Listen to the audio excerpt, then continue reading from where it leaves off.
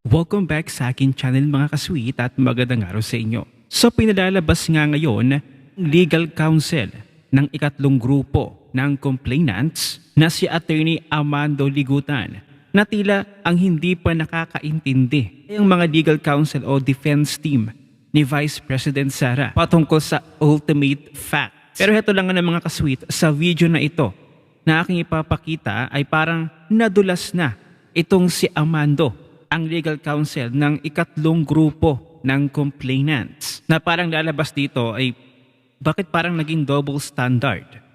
At dito sa video na ito ay parang siya talaga ang hindi nakakaintindi. Panoorin natin to. Sabi ng kabila na hindi daw pwedeng mag-akusa na walang ebidensya. Nako, exactly. Yun yung point ng ultimate fact, Marian. Yung ultimate fact is you allege the elements of the crime and you prove them with evidentiary facts. Repeat. Ay. Ultimate facts, yung requirement ng rules, you allege yung minimum elements of the crime. Ultimate facts yan. And then you prove them with evidentiary facts. Remember, May evidentiary if you look pa? at the 98-page complaint, yung 98 pages na yan, doon mo makikita yung mga ultimate facts, yung mga allegations. Naka-attach doon yung voluminous records proving the allegations in the complaint. So kaya nga, it is contradictory to say na walang ultimate facts kasi wala pang ebidensya. Yun yung point ng ultimate fact. You allege and you prove them with evidentiary facts. Marian, minsan nga ako'y nagdududa. Tama ba yung complaint na binabasa ng defense team? Isang bagay na alam ng kahit mga first-year law students, ano yung konsepto ng ultimate facts? Paulit-ulit. Paulit-ulit.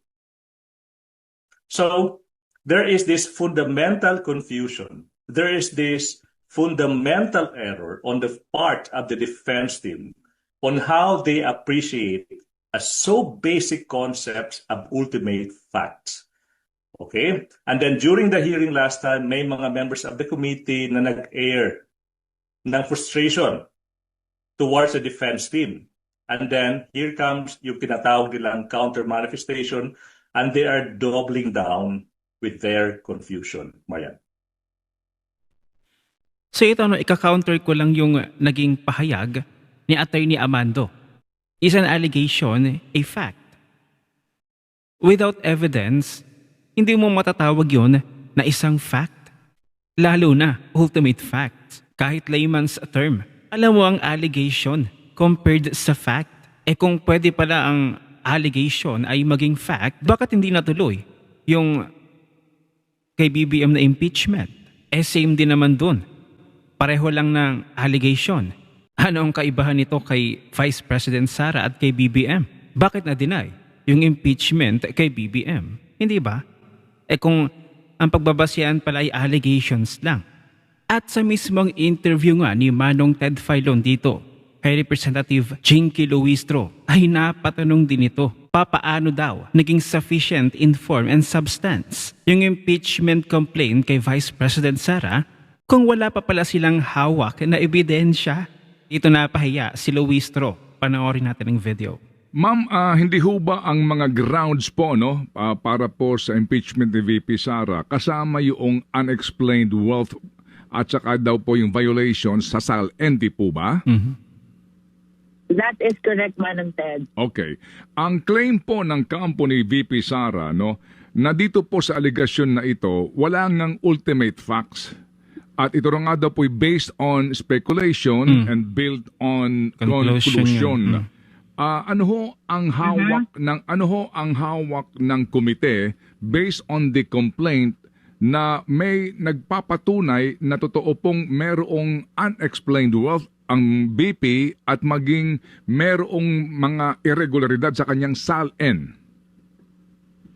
Well, right now, Manong Ted, ang hawak lang natin ay yung naging manifestation ni Congressman Manifestation Fridon, pa lang. if you remember, the two SAL-N which were shared during the determination of sufficiency in substance Okay. of the third and the fourth impeachment complaint. No? Nevertheless, ayon sa ating mga justice members, hindi natin pwede i-expect ang mga complainants to have with them already this bank records considering that they are protected by the bank secrecy law. No? As a matter of fact, maliwanag sa batas na itong impeachment cases, this is the only opportunity kung saan pwedeng mag-request ang complainant ng subpoena of bank records. That is through the compulsory processes power granted to the House of Representatives and even to the Senate. No? So, bagaman tama ka, Manong Ted, sa observation mo na kulang sa attachment. O, diba? But the explanation to this, according to the members, Kulang. they cannot avail yet of the bank record Sa kanya nang galing, ha? protected by the bank secrecy law. And they are actually taking advantage of this process, the impeachment process, to be able to present those bank records in support of the allegations of unexplained wealth. No? So, ito naman, in-explain na ni Kong Terry Ridon during his manifestation. His theory about the Manifestation. offense committed is dapat yung kanyang nag-generate na income wherever they come from should be disclosed either in the SALN or in the income tax return. Otherwise, kung hindi ma-disclose, his theory is that constitutes unexplained wealth. Opo. Pero ma'am, para lang ho medyo ma-fortify pa po natin ang inyong pong katwiran dito sa isyong ito. If I may just again ask you, doon sa sinasabi ng mga abogado ni VP Sara na ang proseso kasi evidence muna bago ang hearing. No, so lumalabas daw po na sa ngayon ang Justice Committee ay naghahanap pa lang ng Nangangalap. ebidensya sa particular na grounds na ito na unexplained wealth at yung SALN violation. O bakit daw po kumbaga hindi man lang nagpakita ng katibayan tungkol dito at ito na agad dinesisyonan na may grounds dito po sa particular na allegation na ito. Again, ma'am, please. Let us remember, Manong Ted, no? There are 5 steps. 5 steps before the Justice Committee to complete the impeachment proceeding, no? Yung evidence na may required dito, it's just reasonable amount of evidence. It is not substantial evidence, it is not probable cause, lalo namang hinding proof beyond reasonable doubt. No? As a matter of fact, to be specific, nowhere in the rules will you see the amount of evidence required. The only parameter is, according to the Supreme Court, it depends on the exclusive judgment of the justice members whether the complaint on its face and on its attachment can be declared as sufficient in form and in substance. No? Wala pa po tayo sa trial, wala pa po tayo sa determination of Pero may probable judgment. cause. Kaya ang sabi ko po kahapon sa ating opening statement, hindi po ito paglilitis. We are just trying to find reasons which will justify the continuation of our impeachment proceeding. No? So granting na wala pang bank record, granting that the SALN available to the committee is the 2 SALN which were manifested, chaired by Congressman Ridon, we took note of the fact that this bank records cannot be availed of yet by the complainant. As a matter of fact, they need to make use or explore the compulsory power of the Justice Committee to be able to avail themselves of these bank records and present them before us in support of the allegations of unexplained wealth. Now, with regards to SALN and even ITR, ito naman ay bank I mean public records, Mm. which are easy to actually inquire into and to present, no? And to complete the explanation, Manong Ted, no? Ang hinahanap pa lang ho natin dito, tapat na dahilan to move forward. Okay. And under the rules, nowhere will you see. Wala naman nung sinabi ang rules na ang kailangan ay substantial evidence. Opo. Wala naman nung sinabi ang rules na kailangan na ng probable cause. The probable cause will be determined pa pag natapos ang ating hearing proper. In other words, Manong Ted, the reason kung bakit, bagaman sa kakulangan ng ebidensya at this point in time, dun sa unexplained wealth, bakit na-consider siya na sufficient in substance?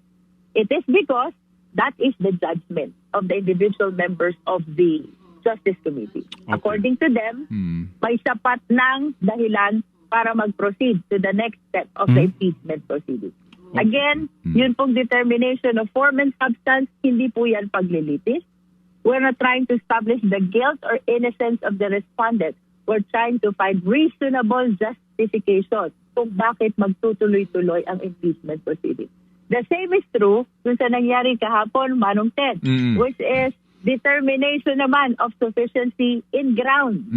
Hindi rin yun paglilitis. Ang hinahanap natin, reasonable justification why we should proceed to hearing proper. No? Opo. And the thing is, Manong Ted, ang naging observation ng mga justice members kahapon, sayang yung answer ni VP because it failed to respond directly to the allegations of offenses and grounds which could have convinced the justice members not to vote in towards the declaration of sufficiency in ground. Okay. Na sana na-prevent yung pagtutuloy-tuloy doon sa Okay. hearing proper. So yun ang mga kasweet, sa kanyang bibig mismo nanggaling kulang sa attachment, not enough evidence yet. So dito pa lamang yari na sila sa technicality. Mayayari na naman sila sa technicality nito. Kumbaga sa legal battle ay panalo dito si VP Sara. Pero kung sa illegal ay talo dito si VP. Nakakamanghalang kasi itong mga kongresista na ito ay hindi na nila nagagawa ang kanilang tungkulin bilang isang kongresista. Sila ay nagiging dakilang mangingisda na. So ilamang ng mga kasweet, agree ba kayo na ang mga kongresista na ito ay hindi na talaga matatawag na kongresista? Mga lawmakers pa naman. Ang nangyayari na lang dito, nakafocus sila kay Vice President Sara. Hindi na nila nagagawa ang kanilang tungkulin bilang isang mambabatas na ibinoto pa naman sila ng mga Pilipino. Na sana'y ang mga Pilipino ang kanilang pinagseservisyohan, hindi ang isang politiko na kanilang amo. So yun lamang mga kasweet, ano ang inyong masasabi dito? Abay mag-comment na kayo dyan sa comment section at magkita-kita ulit tayo.